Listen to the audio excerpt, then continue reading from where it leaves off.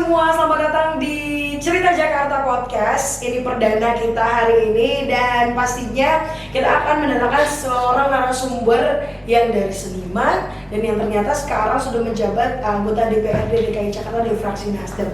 Langsung saja kita sapa Kakak Ade Anwar. Apa kabar Kak? Alhamdulillah baik. Alhamdulillah, walaupun di tengah pandemi tetap semangat ya Kak ya? Wah, harus semangat biar naikin imunitas kita. Jadi harus positif. Harus selalu positif, semangat.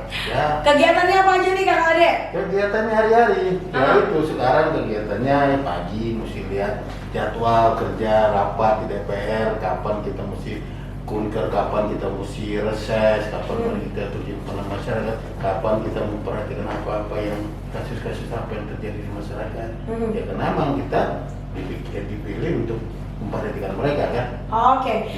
Tapi berbedanya di Cerita Jakarta ini Kak Ade, kita pengen ngulik-ngulik masa kejayaan Kak Ade waktu jadi seniman. Wah, ini siapa yang nggak tahu PSP nih? Mungkin kalau misalkan anak-anak 2000-an mungkin sudah jarang yang mendengarkan namanya orkes.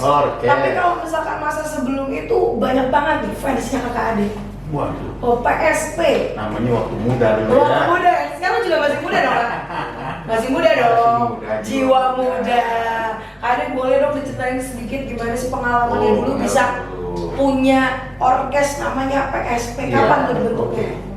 Dulu waktu kita masih kuliah. Ya. Umur berapa tuh kira-kira? Umur berapa? 20-an, 14-an gitu ya.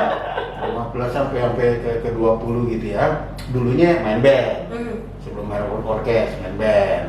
Kita megang drum. Terus kita kan ada 2 lagunya hit waktu itu. Tempat beken juga dulu. Beken banget. Kalau dilihat di YouTube-nya sekarang aja masih eksis banget kan Ade. Beken. Terus kuliah. Di kuliah itu sama teman-teman kita dengan dengan tidak terencana kita ngebentuk yang namanya orkes. Kumpul-kumpul main bunyiran kebentuk deh suatu grup. Ya kita namain orkes OM Pancaran Sinar Petroma. Oke, OM Pancaran Sinar Petroma. Nah, OM itu orkes moral. Oke. Jadi bukan orkes Melayu. Ya, karena itu disebutnya orkes moral karena kita lahirnya dulu dari pada saat perjuangan mahasiswa dulu. Perjuangan dibilangnya perjuangan moral. Tahun berapa itu Pak Ade? Tahun 78. 78, saya belum lahir ya. Mohon maaf pemirsa, kita belum lahir. Tahun 78 ya? termasuk barang antik nih kalau sekarang. Gitu. Terus dari main-main musik dari teman-teman mahasiswa, ya karena waktu itu kan mahasiswa UI, anak Jakarta, main musik lagi. Terus jadi bilang keren enggak, tapi orang seneng liatnya gitu kan. Iya, alhamdulillah terkenal keliling Indonesia. Oh, mantap sekali. Rekamannya laku, diikutin jadi sama anak-anak muda di Indonesia gitu ya. Sampai ke pelosok, terus main film. Viral lah itu ya, waktu zamannya itu. Bilangnya viral ya. Main film, apalagi film makin bekeng. Untungnya dulu nggak ada entertainment. Oh, belum ada ya, belum hits gitu ya. Jadi aman semua. Masih radio gitu ya. Masih radio, sama satu-satunya TVRI. Oh iya. Cuma ada TVRI karena cuma ada satu, jadi fokus semua masyarakat ngelihatnya ke TV. Nah, begitu kita nongol di TV, ya otomatis terkenal gitu. Booming. Artis dong ya. Kalau kita bilang nih. Tapi kita dibilang artis. Tapi kan waktu itu kita masih sekolah, masih kuliah. Di panggung di daerah, waduh, top deh gitu ya, dilulukan. Begitu sampai Jakarta, pergi kuliah, gelantungan lagi di bis. Kembali pada hakikatnya. Jadi tangan sampai kapalan tuh, kapalan karena gelendotan di bis. Bukan main gitar ya? Bukan main gitar. Bukan karena main gitar? Enggak, gelendotan di bis gitu. Kak Ade, tapi kenapa namanya Orkes Melayu? Orkes moral. Kenapa waktu pada masanya pasti Orkes Melayu yang menjadi hits kala itu? Kenapa Orkes moral? Berarti ada something di dalam gitu. Pertama sekali kita kan mau tampil beda. Dan karena juga waktu itu munculnya pada saat perjuangan moral mahasiswa. Pada zaman waktu itu demo-demo segala macam gitu kan. Nah, terus di kampus itu di Fakultas Kedokteran bikin festival festival tepatnya lomba orkes, Oke. lomba band orkes gitu ya. Dari tiap fakultas tuh muncul kita. Nah kebetulan kita juga para Visui waktu itu muncul dengan satu grup yang kita bilang orkes. Lagu-lagunya lagu dangdut waktu itu. Oke. Lagu dangdut yang kebetulan juga pada saat itu hits. Kita nyanyiin, semua yang nonton joget semuanya.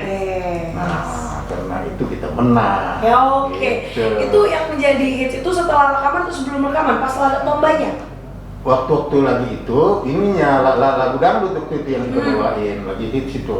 Oh, pas festival itu ya? Festival. Karena kita belum punya lagu, Oke. baru.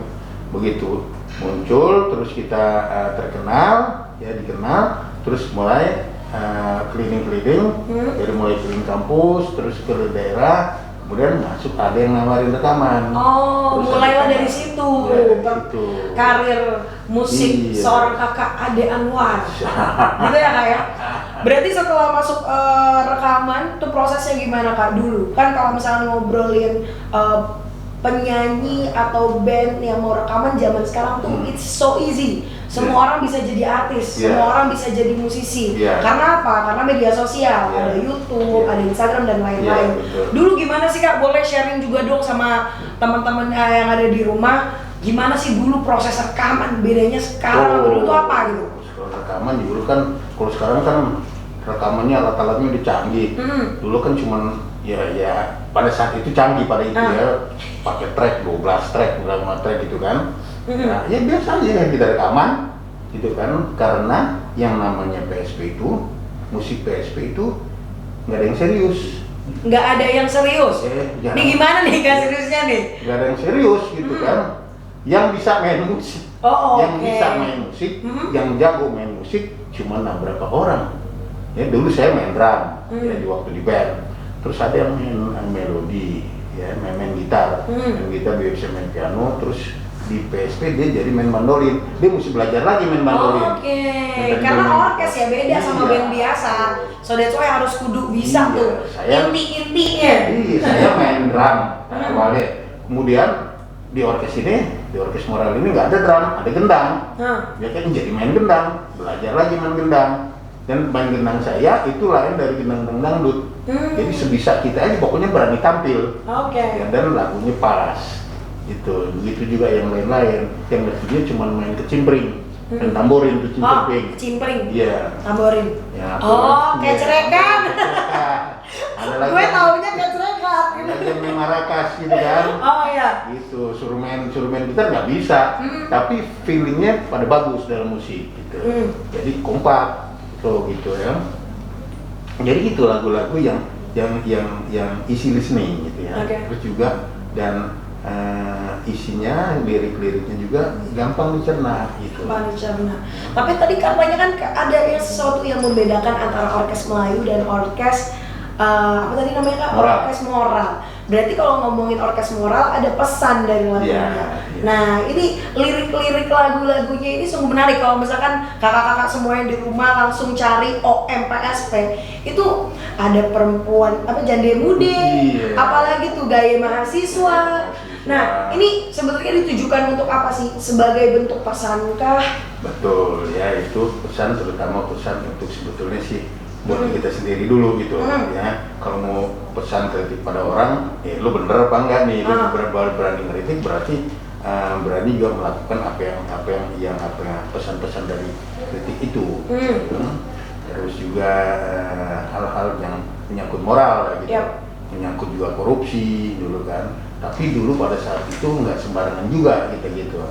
Karena pada saat itu yang namanya pemerintah Orde itu ya ketat, gitu kan, kuat sekali. Beda banget sama zaman sekarang. Kalian pengen ngomong apa juga, as long as itu masih di jalur tracknya baik, masih bisa. Jadi kalau kita juga main di kampus gitu kan, kampus banyak kita kritik itu dari kampus itu, gitu kan. Tapi begitu habis kelar mencari kita masing-masing ke kembali kehidupannya masing-masing gitu ya. Karena orang dulu yang namanya jadi seniman itu mungkin sedikit dipantang sama orang tua nggak sih? Dulu enggak juga ya. Kalau tahu saya enggak gitu ya, enggak juga karena ya waktu itu kita masih tetap sekolah kan. Tapi waktu itu kita sama-sama sepakat kalau orang tua bilang jangan sampai ke sekolah lo keganggu. Yang penting Kalau kita sekolah enggak, baik gitu ya. kalau kita bilangnya enggak, jangan mas, jangan sampai musik kita keganggu karena sekolah. Kebalik. Ya, Ini gitu. nih ya. Yang Jangan. penting musiknya jangan terganggu. Musiknya Mantap, jangan terganggu, idealis. gitu. Akhirnya ya alhamdulillah bisa pada lulus. Ya. Lulus juga pakai duit yang dapat dari main orkes. Bayar kuliah. Bayar Pakai kuliah, duit manggung. bikin penelitian, duitnya ada, gitu kan. Alhamdulillah bisa semuanya udah terbayar, gitu kan. Dan juga kita bisa dapat beasiswa, gitu, bantuan dari beasiswa. Ya, alhamdulillah semuanya jalannya lancar-lancar aja, gitu. Oke, Kak Ade, mau tahu dong hit single pertama yang bisa bikin OM PSP boom. Hit single pertamanya. Teman ada dua, Gaya Mahasiswa sama Fatime. Fatime, Jande, Bude, Fatime, Jande, Kaye, gitu ya. Jadi ada uniknya nih, waktu muncul itu kaset rekaman kita di beredar, yang luar biasa. Dulu kan anak-anak muda tuh itu zamannya kalau nggak folk song, kalau nggak jazz, ya kan. Kalau di mahasiswa di lagu-lagu country, folk song itu. Munculnya PSP itu kita berani taruhan waktu itu setiap anak muda yang naik mobil yang ada kasetnya pasti ada kaset PSP. Itu pasti itu taruhan pasti ya. ada kaset PSP. Ini hits banget gitu. Hits BGT. Ya. Terus juga di Bapak kita terima surat-surat dari beberapa daerah, dari Ambon, terus dari Sumatera itu anak-anak muda yang dulu nongkrong di Begadang itu lagu-lagunya Beatles, lagu-lagunya ngejazz itu kan, udah nyanyiin lagu-lagu PSP. Udah pada joget-joget gitu. Karena kan. genrenya memang pas waktu itu ya. Pas pada waktu itu. Apa jadi PSP muncul sebagai suatu jadi musik yang lain dari yang ada, gitu. Dan juga gampang mereka ikutinya. Jadi waktu Begadang ya pas bener. Jadi kalau kita main di panggung pun, itu kalau kita perhatian konsep kita, cuman bawa ya di atas panggung ini bawa keadaan anak-anak yang pada nongkrong dan nyanyi itu ke atas panggung. Cuman itu aja gitu, ngebangun waktu bercanda-bercanda ya, kalau kita ngobrol, kalau kita apa begadang, kalau kita sambil ngopi-ngopi, bercanda-bercanda itu yang kita bawa ke panggung. Jadi yang nonton juga ngerasa wah itu dia diwakilin gitu.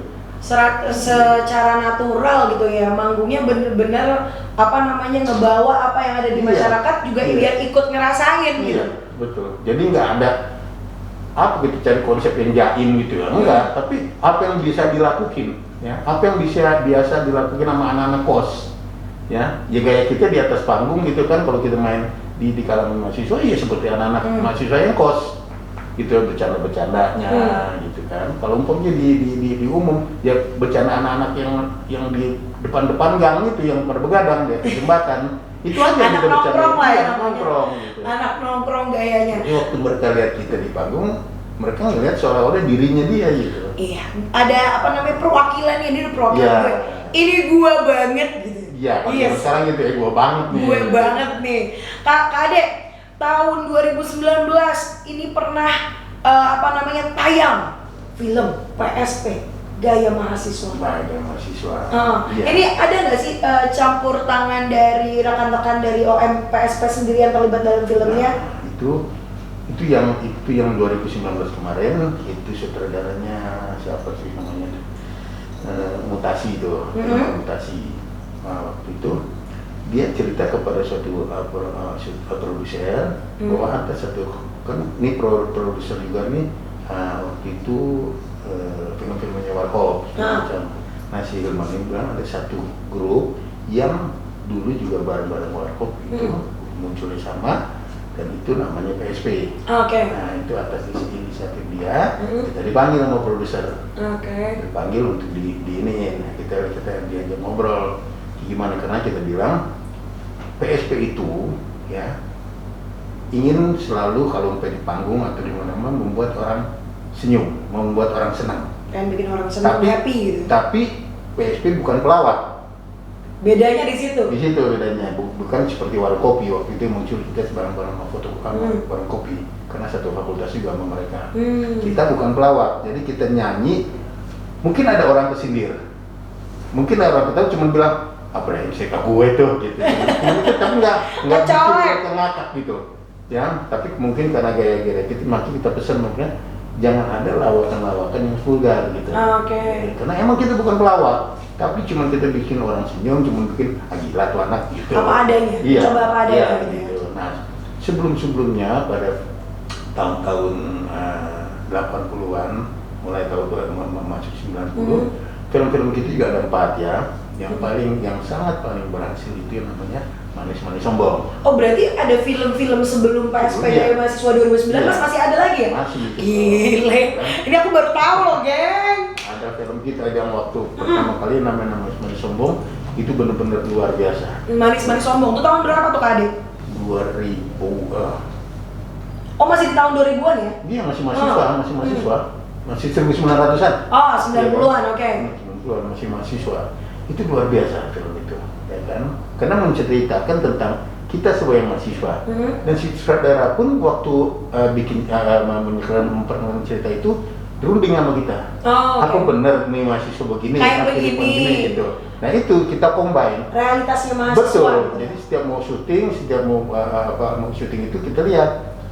Wah ini nggak bener nih, mahasiswa nggak begini, di kos nih begini, kehidupan di kos, kehidupan di kampus tuh begini, gitu. Manis-manis sombong. Manis-manis sombong, berarti bener-bener ada cerita realnya dari PSP yang dikolaborasikan. Tuh, gimana mahasiswa waktu itu nyontek gimana kalau Taruh di kaki gitu kan, ya dibuka celananya, roknya dikit, ada tulisan, geng, contekan.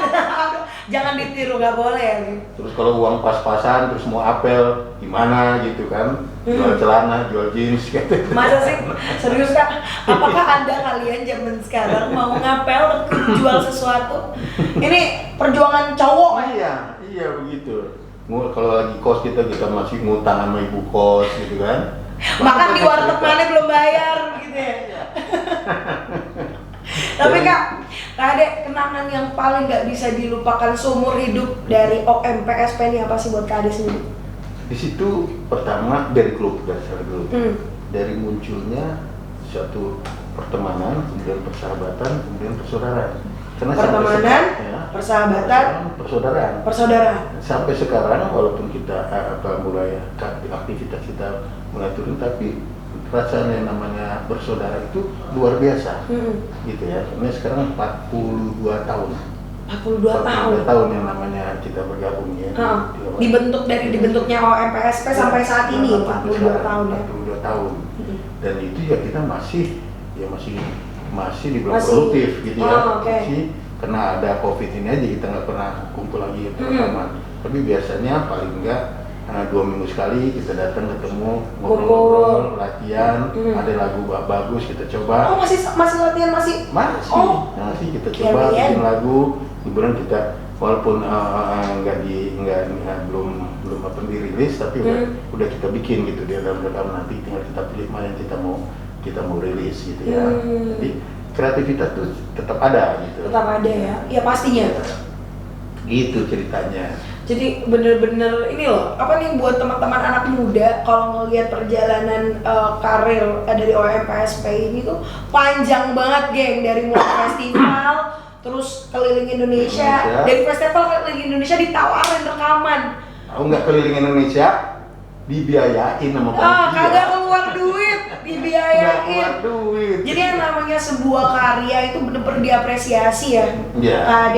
Kak Ade boleh dong kasih pesan-pesan buat teman-teman para seniman di Indonesia, terutama anak-anak muda nih dari seorang Ade Anwar. Nah, gini, dari pengalaman saya dulu gitu ya, lihat para seniman dulu kan dengan apa adanya dan secara sederhana gitu ya, dengan kemampuan musiknya yang ya 1, 2, 3 orang banyak yang memang memproduksi luar biasa, tapi ada juga ya yang pada waktu itu muncul. Nah ini masalah mental. Masalah mental. Seorang yang tiba-tiba muncul jadi top ya, itu kadang-kadang lupa diri tuh.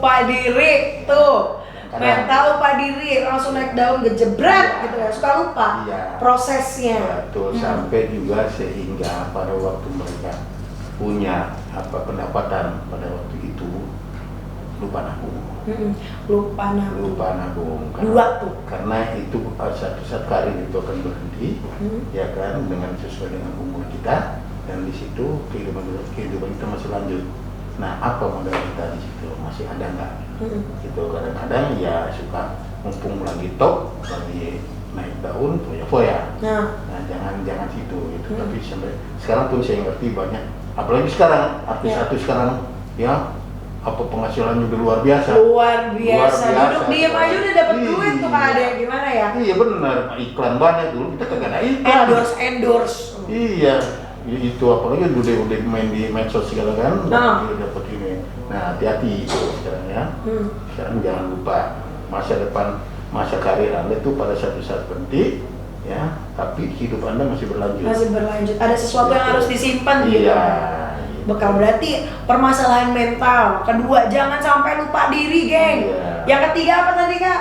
Nabung. Itu tuh penting, gengs. Karir itu bisa mati, bisa berlanjut, bisa langsung ke booming, bisa pelan-pelan, itu punya cerita masing-masing ya Kak ya. Tapi yang jelas tuh pesan dari Kak. Dan gini, kalian dikenal sama masyarakat banyak, nah kalian itu jadi figur. Contoh. Jadi figur, apa yang kalian lakukan itu akan jadi contoh, akan jadi teladan. Dan kita itu kan benar-benar kalau ingin menjadi manusia yang dihargai, ya harus jadi contoh, harus jadi teladan. Gitu. Yang tadinya dulu PSP itu kalau di panggung orang-orang lihatnya ini gua banget nih, ini wakil gue. Sekarang jadi wakil mereka juga. Itu dia, ini bahaya nih, yang keren banget ya. Dari seorang seniman berangkat akhirnya yang dulunya menjadi wakil-wakilnya mahasiswa, mahasiswa muda di panggung, sekarang panggungnya beda lagi, panggung rakyat di DPR. Panggung rakyat yang nggak boleh asal, kalau di panggung kan kita main asal nyanyi, asal suap. Tapi sekarang panggungnya lain. Nggak boleh asal-asalan. Harus yang bicaraan yang benar. Yang dikemukakan yang benar gitu. Gitu aja. Top banget gengs ya. Jadi jangan lupa pesannya dari Kak Ade.